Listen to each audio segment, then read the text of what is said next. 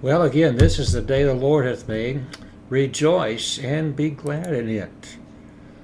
Our proverb today is found in chapter 10, verse 7. It says, "The memory of the just is blessed, but the name of the wicked shall rot." I want you to think about this moment. Leftovers sometimes can be better than the first meal. For instance, my wife likes to fry spaghetti as a leftover. I don't particularly, but she does. I guess what I'm trying to ask this morning is, what will be left over when we're gone? What kind of memories will there be? What will be the thoughts that are at your funeral? Let me ask you this. What do you think of when you hear the names of men like David, Joseph, the Apostle Paul, or Elijah, or Abraham?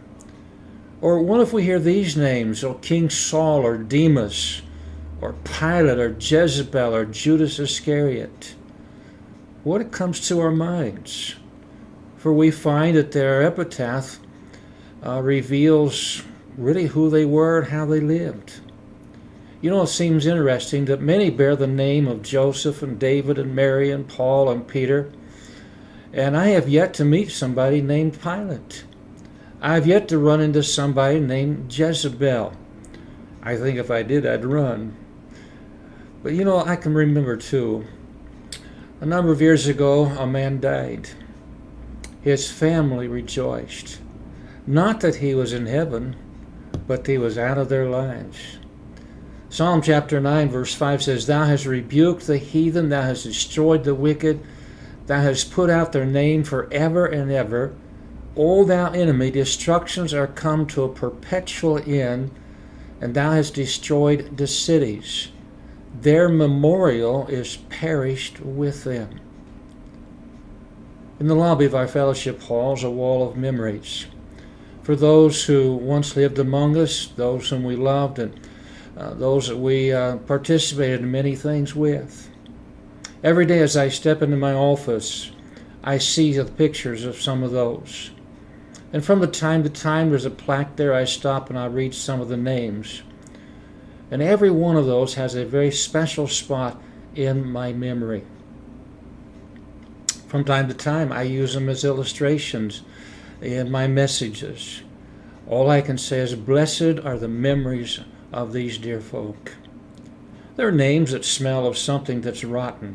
What do you think of when you hear Adolf Hitler, or Charles Starkweather, Charles Manson, Joseph Stalin, Vladimir Lenin, just to name a few? What goes through our minds? Do we realize that every day we are building our reputation? How we live for God, how we treat people, how we take care of ourselves and all that is round about us. All of those things speak of who we are, and they become the memories of the just. But for those who live wicked lives, that all fades away. You know, we could be known for being industrious or lazy. We could be known for being a very wise person or somebody who's foolish. We can be known as one who's joyful or depressed. We can know of one that lifts our spirits or one that we would like to ignore because they are going to be downers. Some are loving while others are spiteful. Some are domineering while others are submissive. How are we known as to those round about us? It's not what we think of ourselves, it's what others think of us.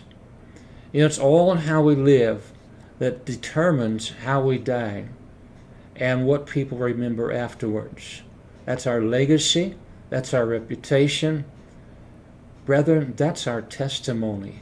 What do people remember?